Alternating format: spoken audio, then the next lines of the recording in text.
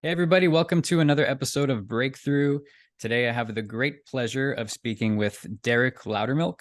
Derek is a professional adventurer, quantum business coach, consciousness researcher, telepathy trainer, bestselling author, speaker, digital nomad, father, founder of AdventureQuest Travel, and host of the Derek Loudermilk Show. Derek, you're a very busy man. Thank you for taking the time to speak with me. I really appreciate it. How are you doing? Doing well, Robert. Nice to meet you. Thanks for having me. Yeah, very nice to meet you as well. So I know I'm kind of interested to know how you got into all of these things that you're doing. On your website, you say that in 2014, you kind of had a transformative year. You lost your house, went through a divorce, suffered a brain injury, and from then on, you kind of transformed your life. So I'm just curious to know exactly what happened to kind of set you on this different path. Can you go into a little bit more detail on that? Well, it's so interesting, right? I went through that. That's 9 years ago now, and I hear from lots of people that that's kind of the intensity of the changes that they're experiencing now. So I just had a little bit of a head start on losing everything. Um, you know, a major sort of death experience in a way that now lots of people worldwide are experiencing. So um, it really did open the way that I perceive it now, right? And when it's happening, when you lose your everything that you've expected to have in your life going forwards, it can be very put you off balance. But pretty soon after I lost those things, I experienced a lot of freedom and excitement and possibility. And it was really the chance for me to write my own script. I had been running a lot of inherited invisible scripts for how I was going to live my life, from even just saying I'm going to be a scientist because my dad was a scientist, or because my teachers told me you're a really good scientist. Okay, great, I should do that. To any number of programs, right, that I was running. And it's a fantastic opportunity to really get to decide who you want to be, how you want to live. Uh, and I've always been an adventurer my whole life. So each stage, each career that I do kind of fits within that frame of exploration, adventure, discovery. Um, so they're just different flavors of that, I suppose. Cool. I like how you mentioned the invisible scripts that you were running or that were running your life. And it kind of like people have this conception of, or a lot of the time they're turned off by the more woo-woo concept of consciousness. But that is a very literal example of, being unconscious about the things that you're doing in your life and just being guided by this programming, as you call it. Um, so like how did you break free? How did you identify that to begin with? And what was it that shook you out of it? Well, there was a moment when I realized that I was, after these things had happened, I was actually watching the sunset on the beach, and I realized that I had nothing in particular identifying me as I had gotten divorced, so I wasn't a married man. I wasn't a scientist anymore. I wasn't a this, that, or the other thing. I was like essentially nobody. And it was very freeing. So it wasn't necessarily um, that I set about trying to break those things down. Um, but when they're gone, then I had the capacity to become aware that they existed. And I'll take the example of getting married. I was in a relationship with this woman. We were married for 18 months. We got married because she wanted to, and I got married because I wanted to do something nice for her, essentially. Okay. And which is, like that's a fine enough reason to get married. But that was her invisible script that we should get married in the first place. Like she thought we would be more happy if we got married. And I thought well, I'll do this to make her happy. And then it just didn't really change anything.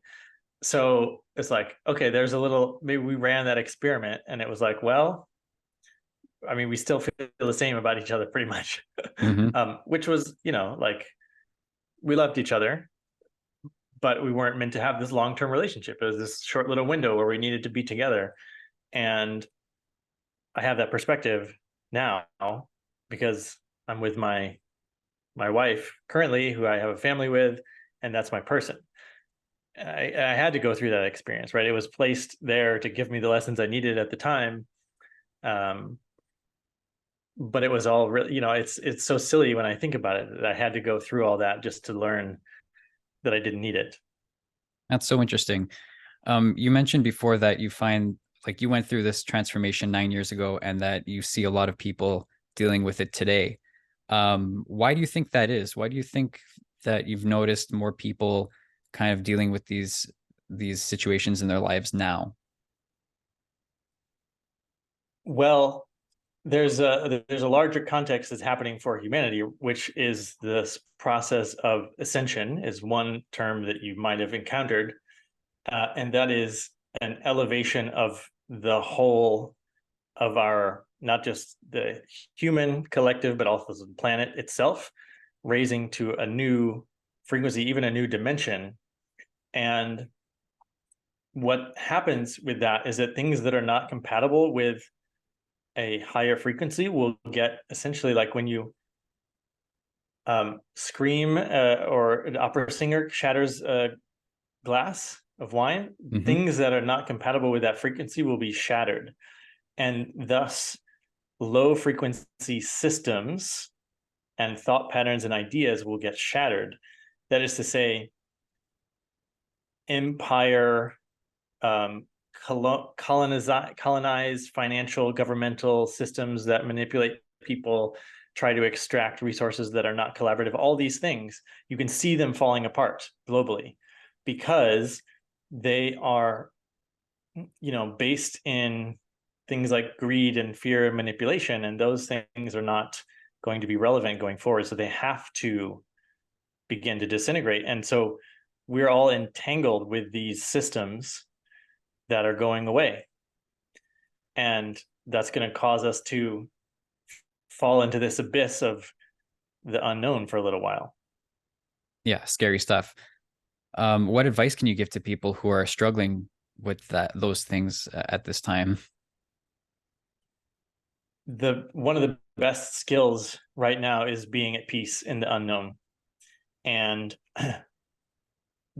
having a strong personal daily practice to bring yourself back to peace is really important. And also, there are ways to train yourself by seeking out uncomfortable situations so that you can get used to being perfectly stable when you're off balance, so to speak, which is essentially being an adventurer, trying new things on purpose, even taking a new route to the store, even, brushing your teeth with the other hand, seeking all the different ways to embrace discomfort.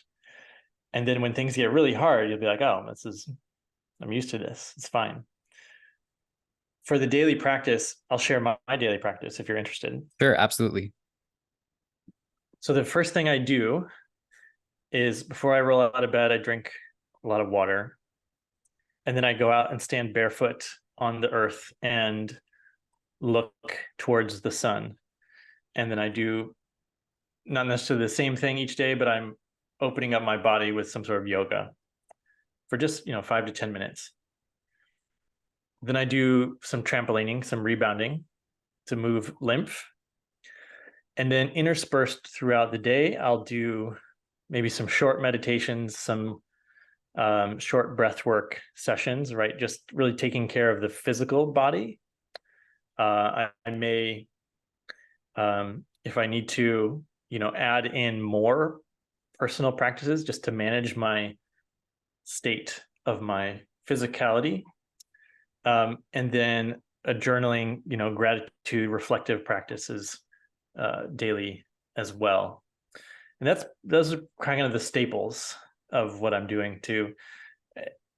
The physical body influences the emotions and the thought patterns as much as the thought patterns influence the physical body. So I'm managing both my attention and also, what I learned from the world of pro sports. How can I have an optimally performing vessel, physical vessel? Just yeah, really taking care of the physical body.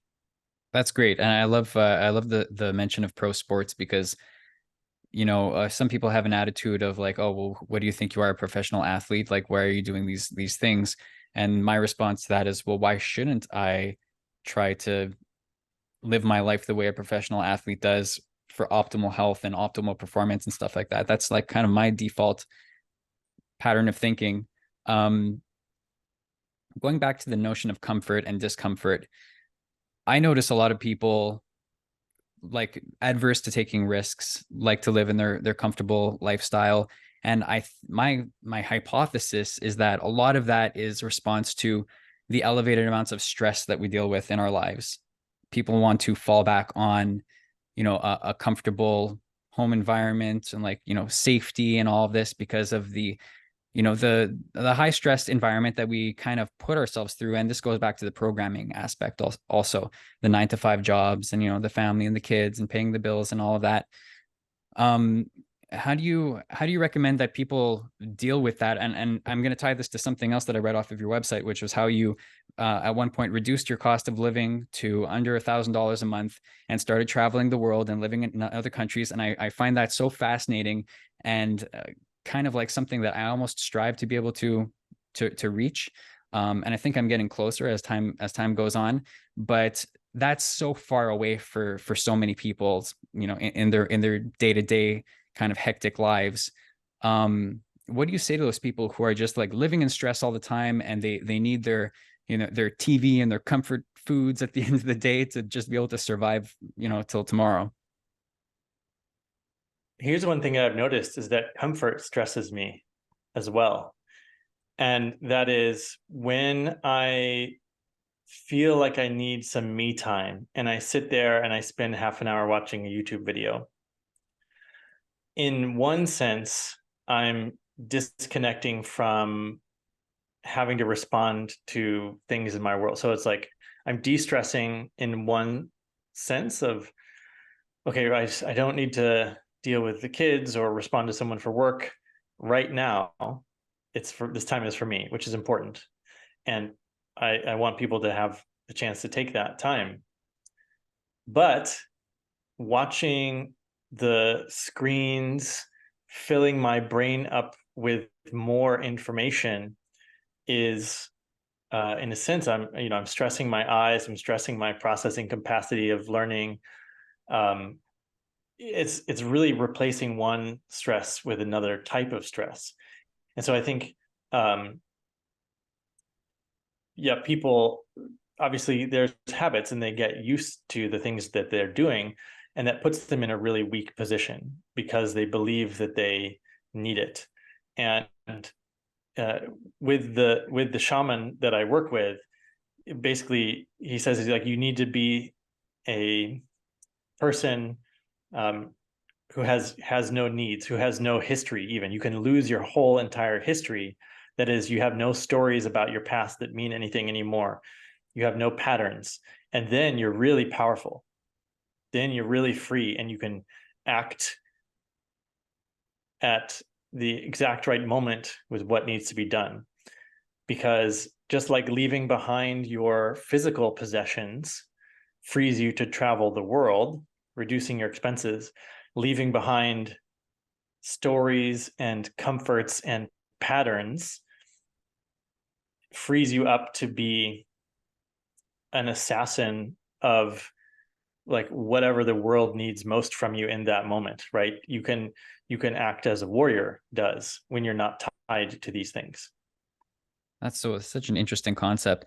Um, so the business that you've created is focused on adventure, connection, meaning, and possibility. Um, what is it about those that are so profoundly important to you that you wanted to dedicate your life to, sharing that with other people? A good question. Let's talk about possibility Yeah. first, because most of the business world, most of what people are creating is working from some sort of limitation, which is normal. Like, I can see 30 ways to solve this problem. That's a lot of ways, but that's still not infinite, right? It's not unlimited possibility. So you end up with things like iPhone 14, iPhone 15, right? These like incremental gains. But the real juice was when there was no iPhone and then boom, there was an iPhone. Like something out of nothing. It's kind of a miracle, right? Anytime something brand new is created like that, it goes from 0 to infinity all at once. And that's the type of work that changes the world. That's the type of work that really improves the human condition and shifts the needle. So when I'm working with entrepreneurs and for myself, I'm thinking about, you might think of it as these moonshots, right? We're going to put a man on the moon. Like, what is the dream that's big enough to force you to work from unlimited possibility? You don't know how it's going to happen. You just have to be the implementer that allows it to be realized.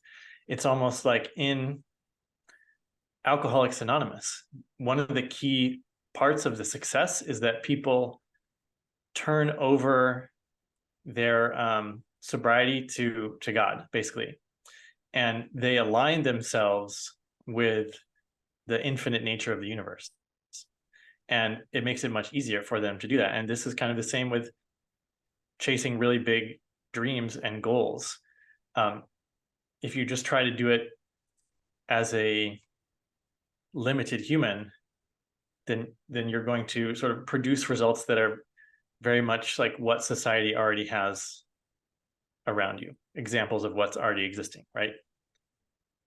So how does that tie in with the other concepts of adventure, connection, and meaning? Because yeah, the possibility aspect is definitely huge, and I love the idea of moonshots and reaching for the stars and doing more than you would have expected of yourself. But I feel like those other elements are the fuel to get you there to some extent. Adventure, providing the inspiration, the connection, and meaning, which drive you towards possibility. Am I right?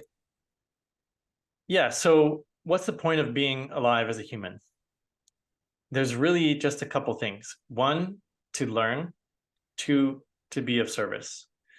And Earth is a school. We incarnate in these bodies to get the chance to have senses, to have a physical body, to have experiences.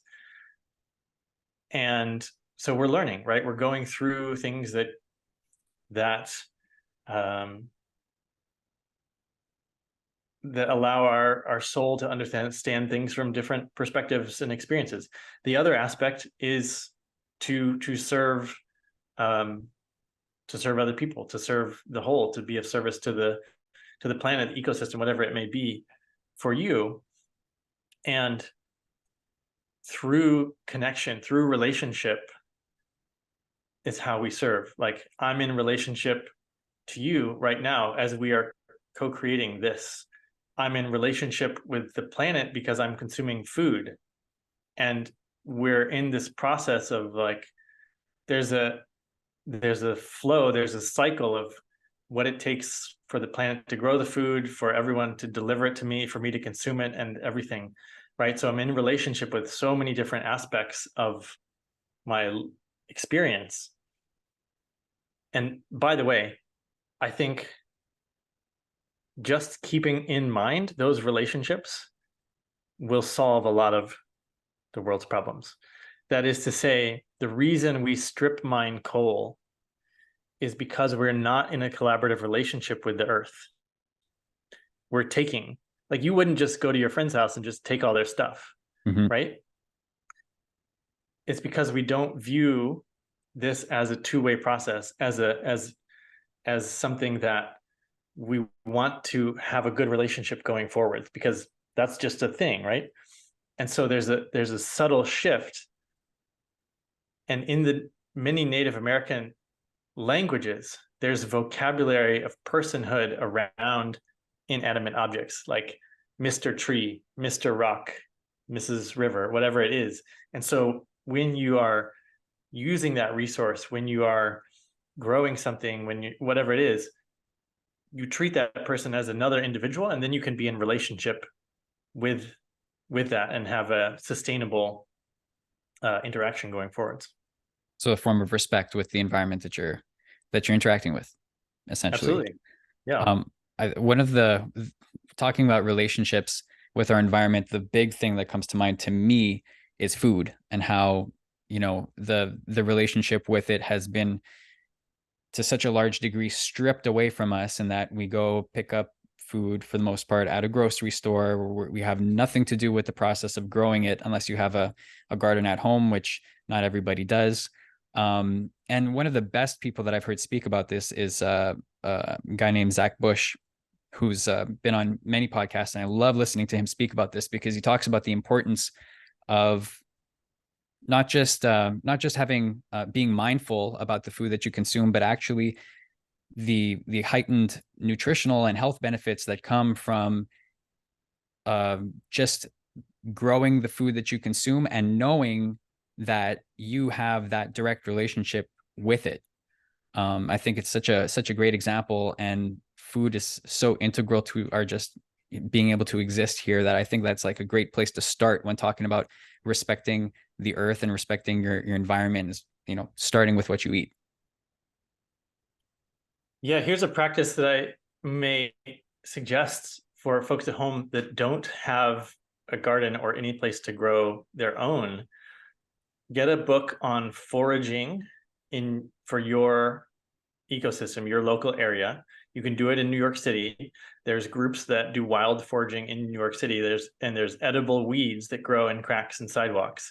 And when you eat something that's grown on the same land where you're walking, you're getting a lot of information. You're getting climate and sun and soil and water cycle information that's embedded in the growth cycle of the plant. And when you consume it, you're harmonizing with that information field. So you're learning a ton just by eating a leaf from a dandelion in your local park, for example. And if you only have a tiny little plot of food to grow, or you only have a balcony and you can just grow one tomato plant on your balcony, it's still really valuable to do that because it gives you so much information about the seasons. It taps you into what you need to know about the environment locally. That's so cool. I think I saw an Instagram reel about that very thing recently on your Instagram. Very cool. And yeah, you wouldn't think that in a very like an urban landscape that you would be able to do that, but I guess you can. And for me, I personally find myself being drawn more to the like rural, like country settings. Like my family has a cottage, which I find to be such a great escape. And as I get older, I crave to be there more and more, and like, outside of the city, more connected to nature. So that makes total sense to me. You are also an author and have written several books. Activate Your Life, volumes 1 and 2, and one called Superconductors. And I'd like to start by asking you about that one, because as a personal, like a level of interest, that one deals with changing work environments, and being able to deal with disruption, and kind of like future-proofing yourself, I guess, to a certain degree when it comes to work. So everybody's talking about AI right now, and how that is disrupting a lot of industries. Even in my own work in digital media, and we're speaking, almost on a weekly basis on how, Chat GPT and these other AI technologies are influencing things. How can you weigh in on that? Like, what is the most important thing to consider when thinking about longevity in terms of your workplace, and future proofing yourself against being replaced by AI? Yeah. So the continued progression of any technology, right, is more more leverage. They're tools that, just allow people to do more things, right? And they're always going to replace certain job categories. The automobile replacing the horse buggy makers, for example. Um, the some of the themes from that book, and so you might find this interesting. Someone came on my podcast and was like, "Why don't you take everything you've learned from the podcast and put it in a book?" And I was like, "Great idea, I'll do it." So that's how the book started. That was now 5 or 6 years ago, and so it's ended up being in science. There's something called a review paper that just says, like, here's the current state of the literature in this field. They look at lots of papers and summarize it in a digestible way. That's kind of what that book is.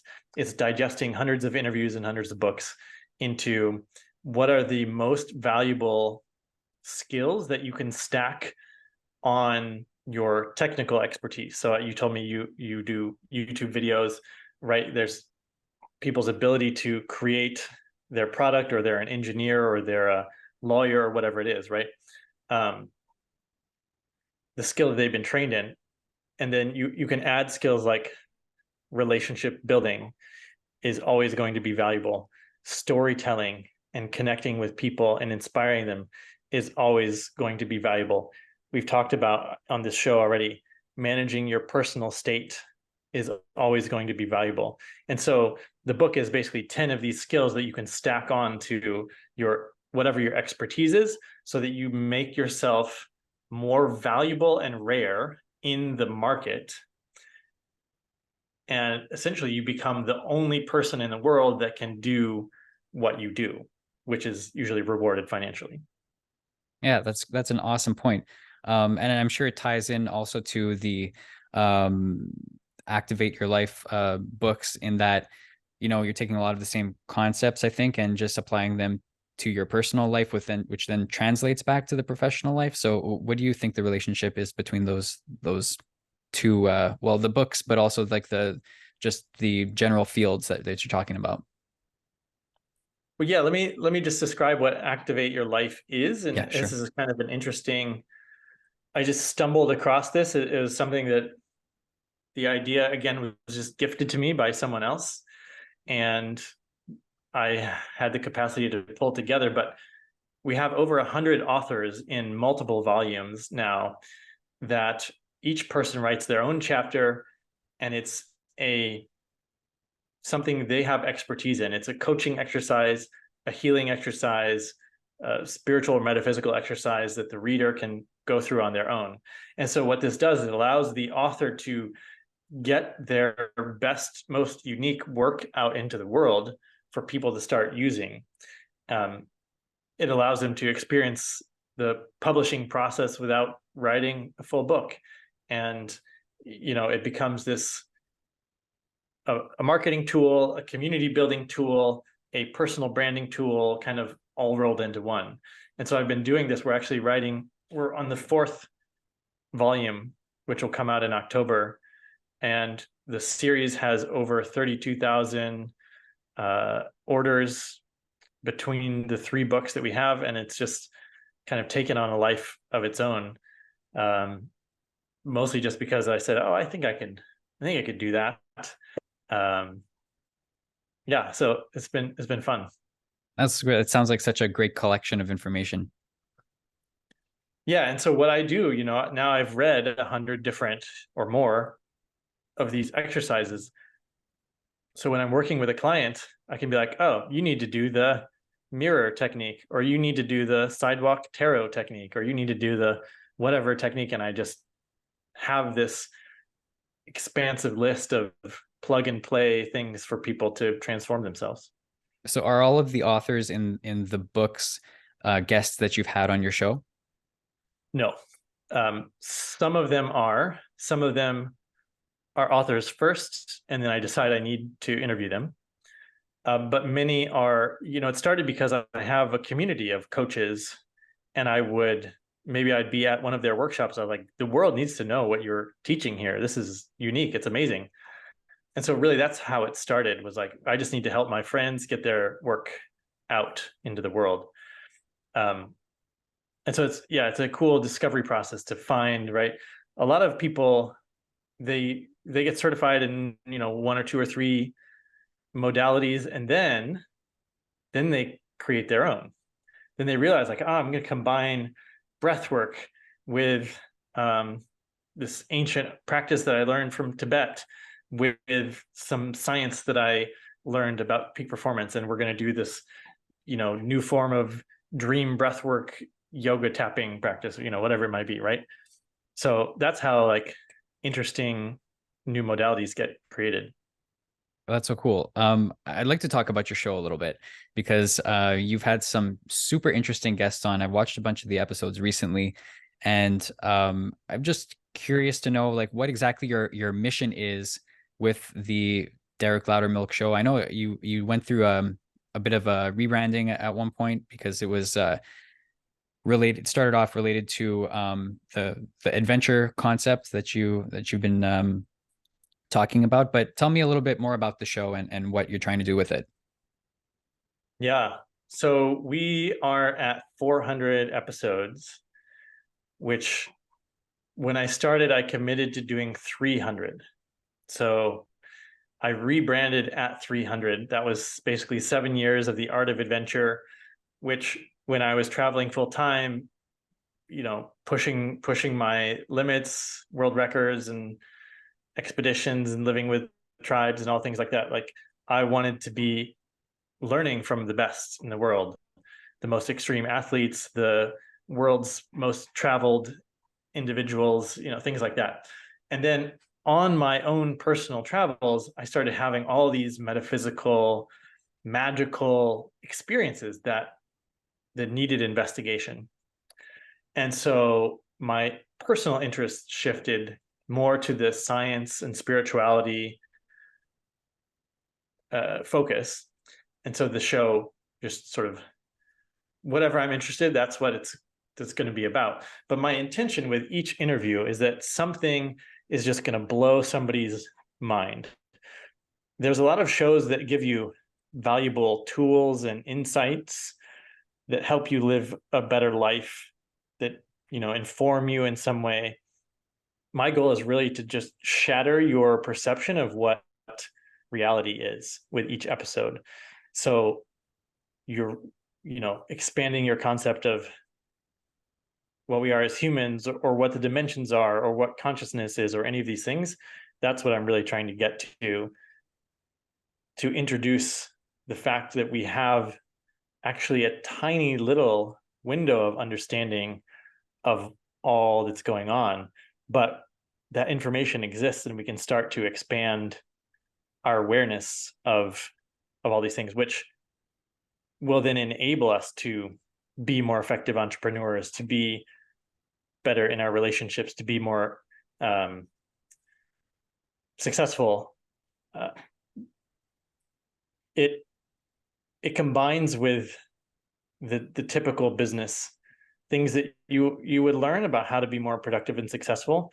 Once you start adding magic onto that, once you start adding metaphysics, then you're super accelerated process.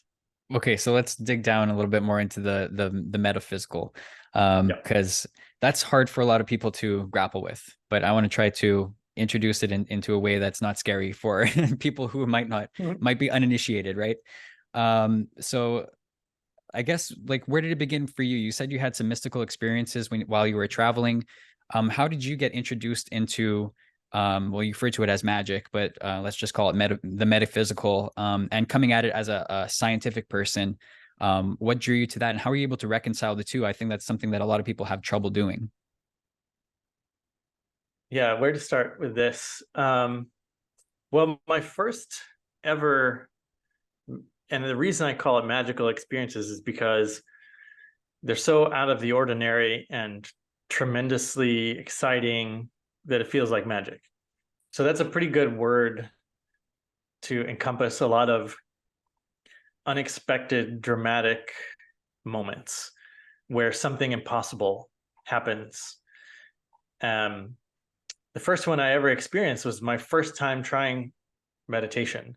And most people, when they try meditation the first time, it's very annoying and challenging, and their mind wanders everywhere, and it's like they want to give up because it's like, why am I doing this? It's not working. Am I doing it right? I don't know.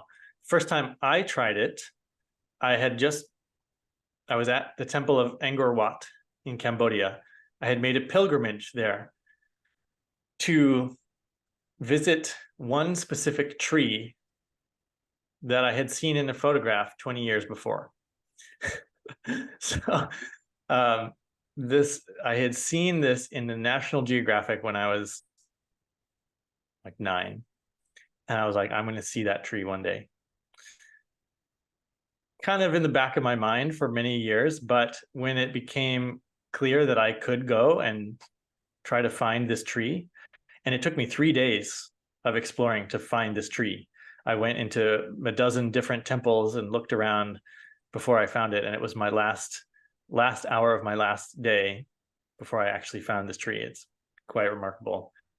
But so I had just done that, and then I took this meditation retreat. I'd never done meditation, and my first try meditating, I basically was able to merge consciousness with the sun, and have this tremendously expanded perspective of what life is. And I was like, oh, damn, that's awesome. Meditation rocks. And everyone around me at the retreat was like, this sucks. I don't want to do this anymore. And I was like, you know how when you do meditation for the first time and you like connect with the sun, and they're like, nope, we don't know that. That sounds like a pretty rare experience.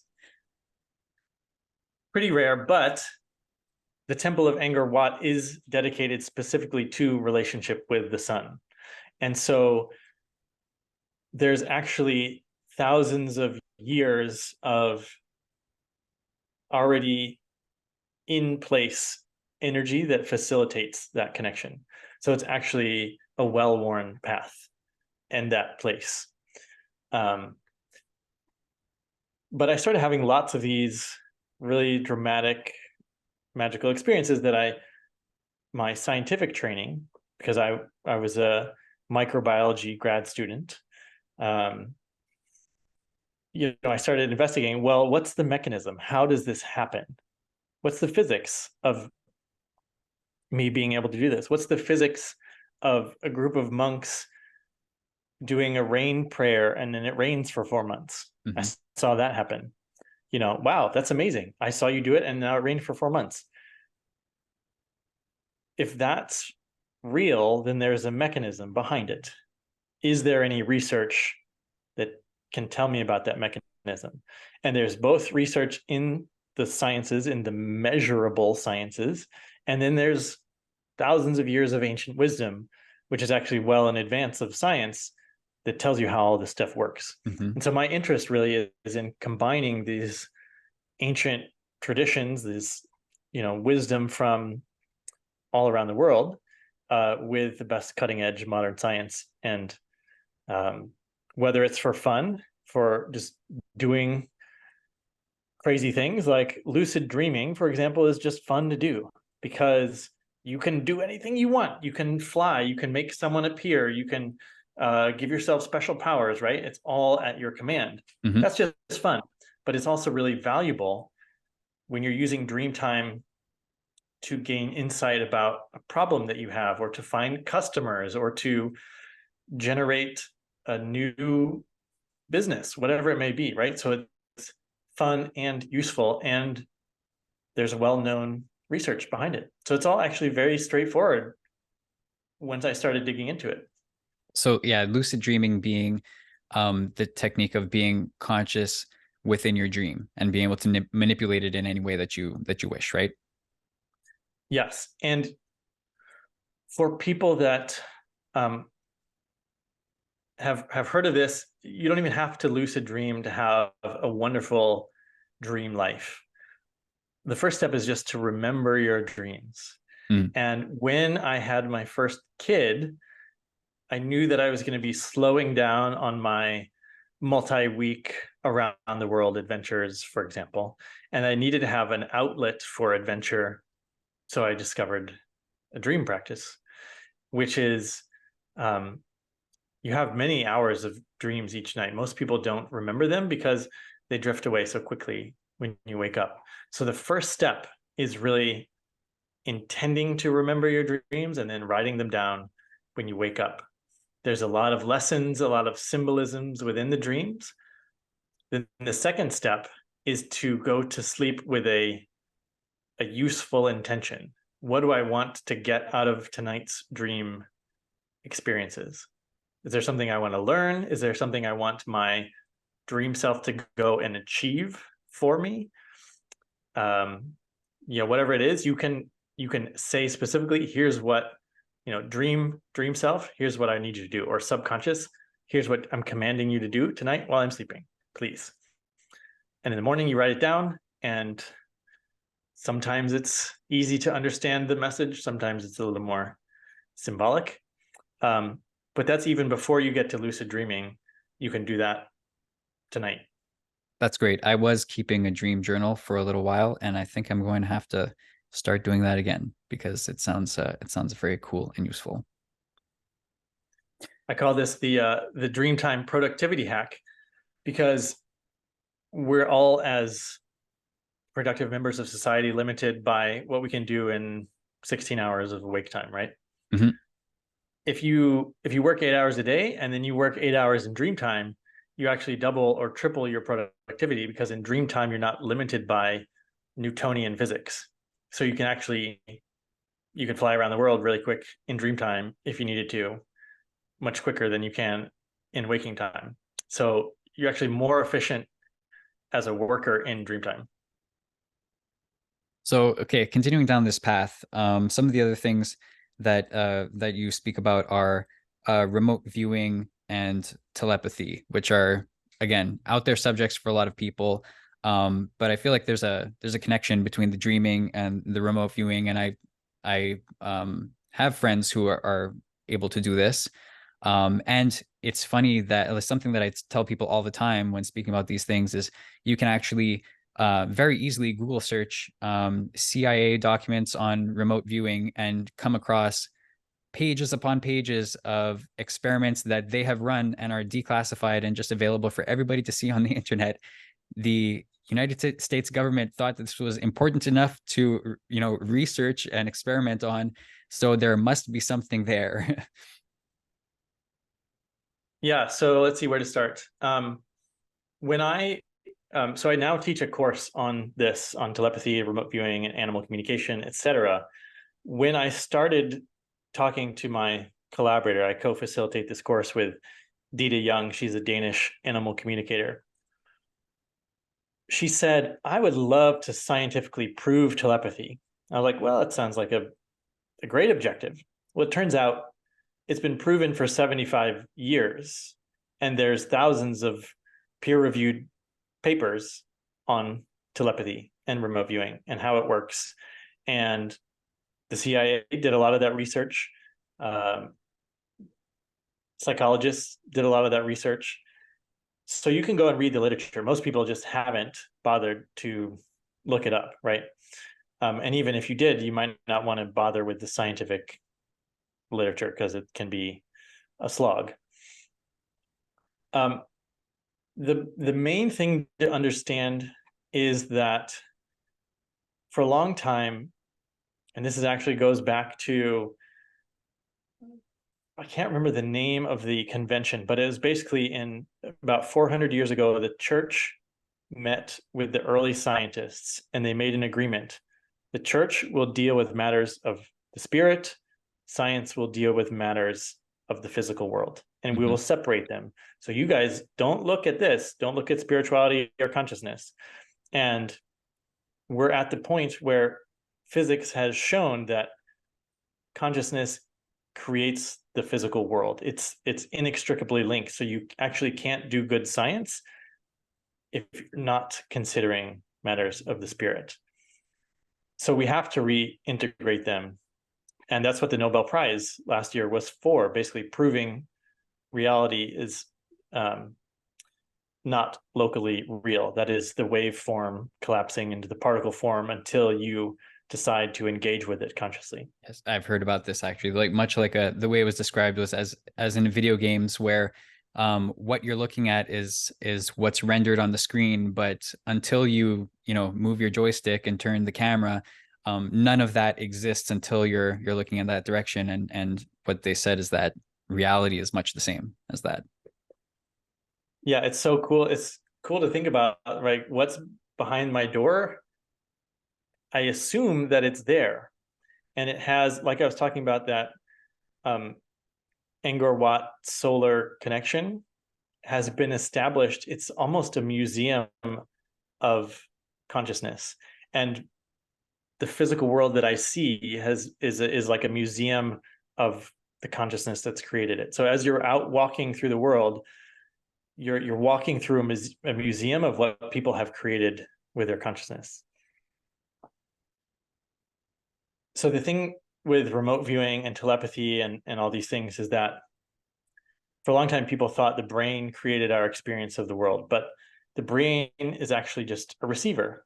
There's a little bit of consciousness that happens in the brain as in short-term memory, but long-term memory is stored outside the brain, and you can access this from anywhere in the world. Telepathy is not limited by time or space, and the evidence for this comes from a few places. There's the near-death experience research, so people that die and then have memories from when they're dead. They're generating often sometimes a week's worth of memories in the 5 minutes that they're dead, which is remarkable. They also may be able to identify, like there's the case of the person who died in a hospital and he floated out of his body and zoomed around above the hospital and saw a shoe on a ledge on the roof of the hospital.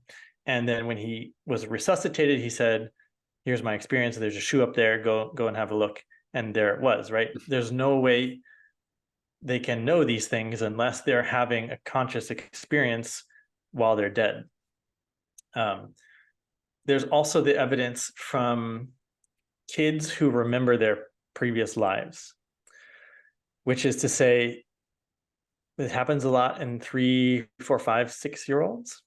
They'll say, I remember when I was a man or a woman, and here is my name, and here's my family members, here's where I lived, etc. Here's my profession.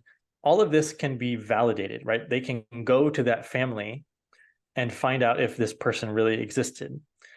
And one of the crazy things is they found that when they do a facial recognition software comparison between the kid and the person they used to be, there's a match.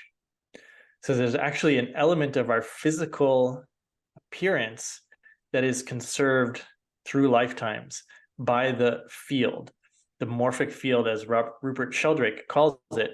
There's a field that creates the physical structure of a face or a flower or whatever it may be that exists in the non-physical. That's so interesting. And yeah, Rupert Sheldrake, I remember some of the concepts that he spoke about. Was that I don't remember if it was him who was talking about behavior of animals in different parts of the world. If you would teach a group of animals in an experiment one thing on the East Coast, then the ones on the West Coast would learn it much more quickly afterwards. Something to that effect. I think that was him.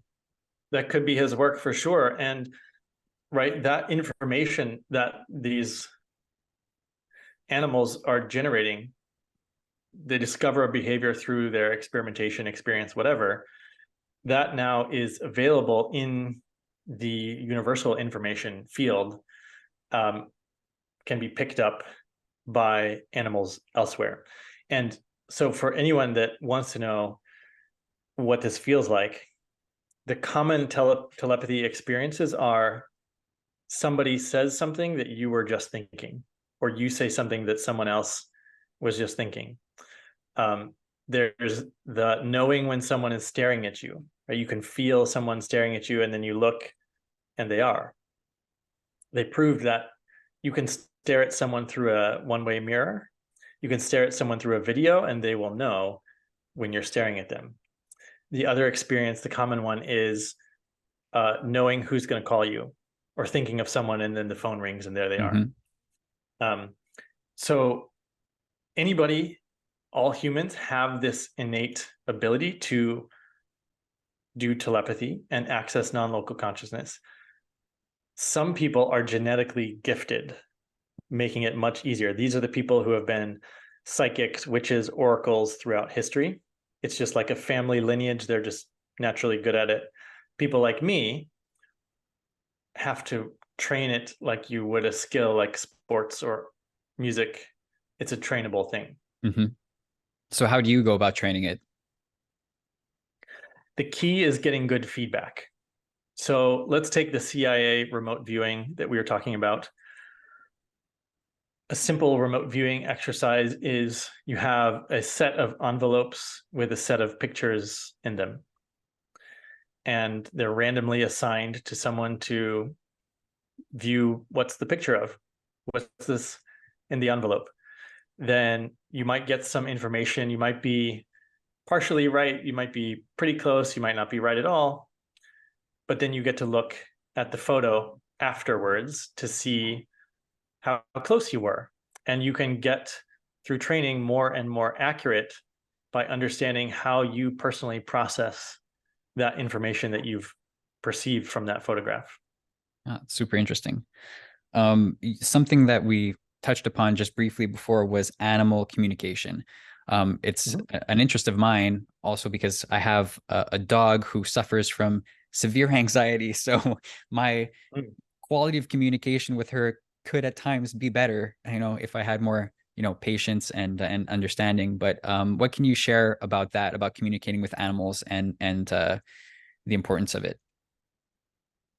Yeah, so dogs and horses are some of the easiest to communicate with. So that's a good advantage of having one of those types of pets. Although it's harder to learn with your own pet.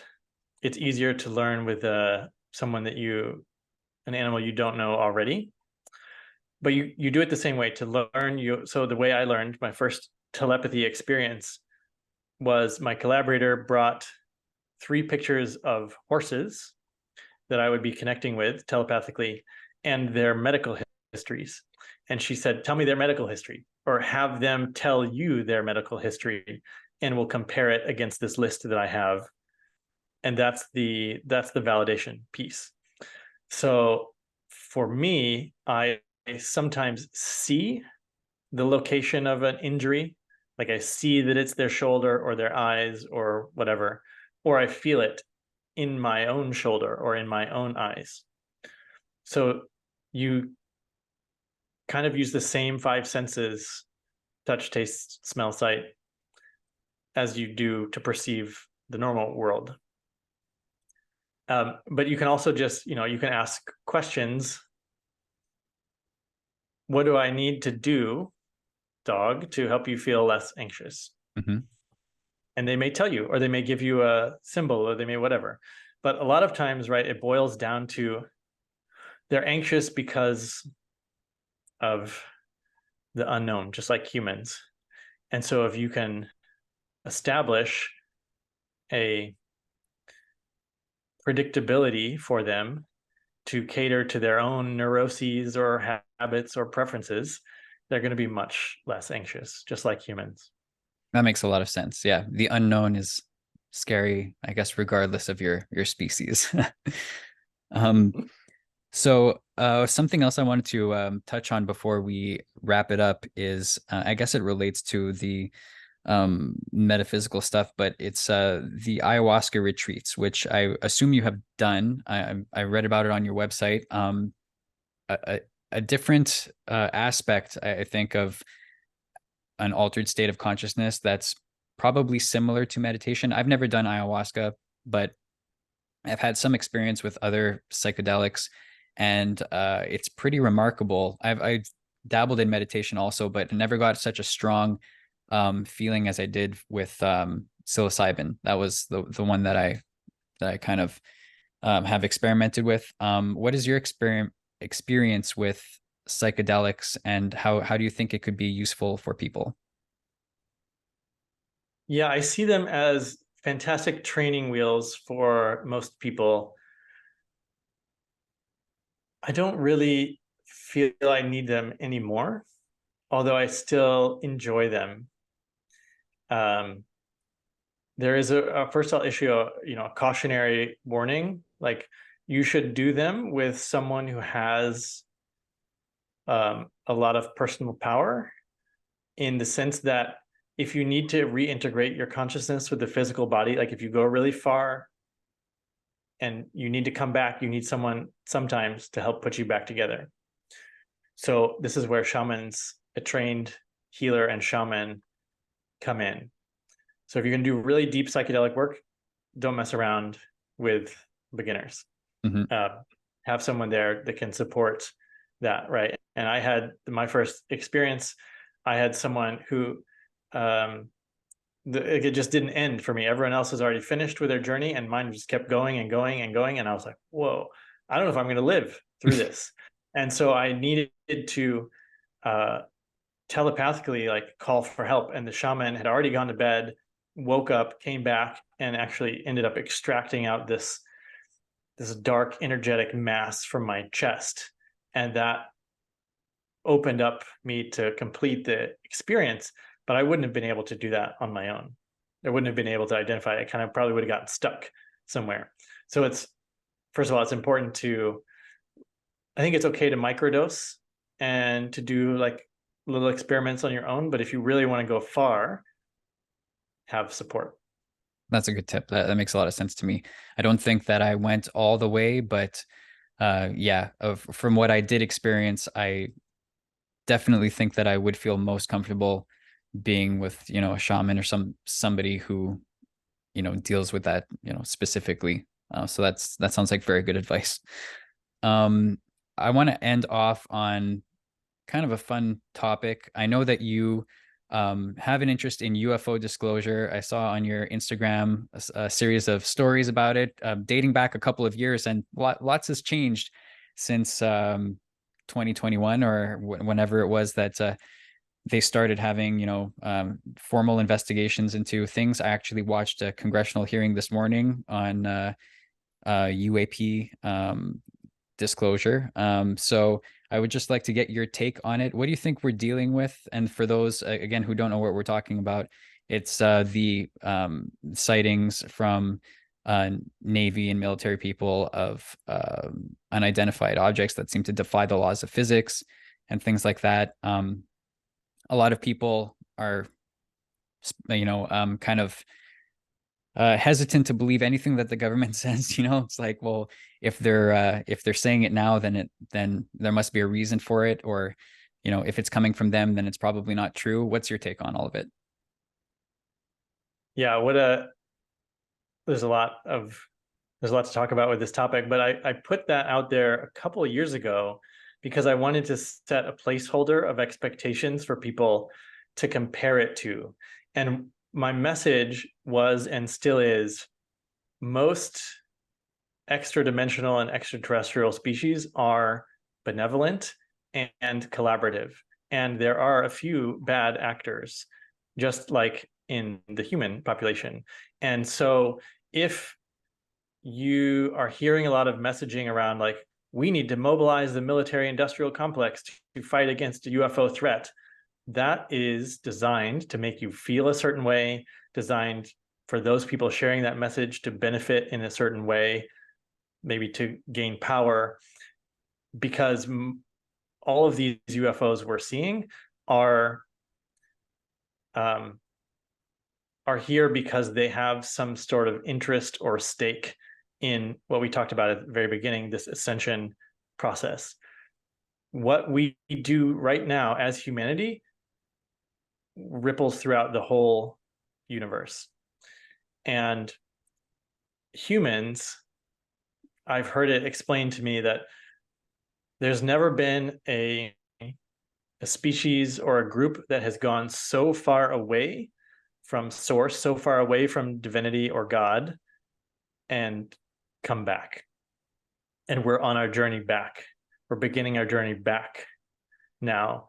And the big question is, can we do it? Or are we going to destroy ourselves? And nobody wants us to destroy ourselves because it might destroy the whole universe. So there's a lot of people caring about us because some of them see us as their children, but there's a lot of others that see us as a key role for their own survival, a key role for the advancement of the whole universe. And so these crafts that we're seeing are lots of different species that either they're just monitoring us or they're actively trying to get us to realize that they're here. And they're doing it in a way like a little craft floating up there with blinky lights is pretty non-threatening. But if you start seeing enough of them, then you start to think, oh shit, aliens are real and they're flying all over the place all the time. And you can sort of ease your way into accepting that we are part of an intergalactic community. But this has been obviously like the reason there's disclosure is because certain groups felt like they had to keep it a secret. Mm-hmm. And secrets are kept because people think that it's to their advantage somehow, right? Right. So there's a lot of different, for this to be disclosed, right? Each government of the world has its own agenda about what they want to see and when. Each person within the organizations, within the governments, has their own agendas. And they're all this cacophony of these different, most people want to be integrated with the Galactic Federation, for example, like a Star Trek future. That sounds amazing. Some people don't want that because they want certain types of control or to maintain their power. So there's lots of competing desires here, and it's inevitable that eventually we will all realize that we've never been alone. I don't think it's for a lot of people. I don't think it's too hard to imagine when you dig into human history and look at the pyramids and some of the hieroglyphics and the ancient writings and all descriptions of even some people in biology speculate that human DNA it could not have evolved naturally the way that it is. So I see that as an encouraging and hopeful message that will make a lot of progress in a short amount of time in the near future. I'm excited too. It should be really fun. Well, I think that's a really great way of bringing our conversation full circle back to the idea of ascension and consciousness. It's been such a pleasure talking with you, Derek. Thank you again for taking the time to speak with me. I hope we can do this again soon, and I'll continue to follow you on your journey and watching your show. And I wish you all the best. Thank you, Robert. It was fun on my end as well. Excellent. Take care. Bye-bye.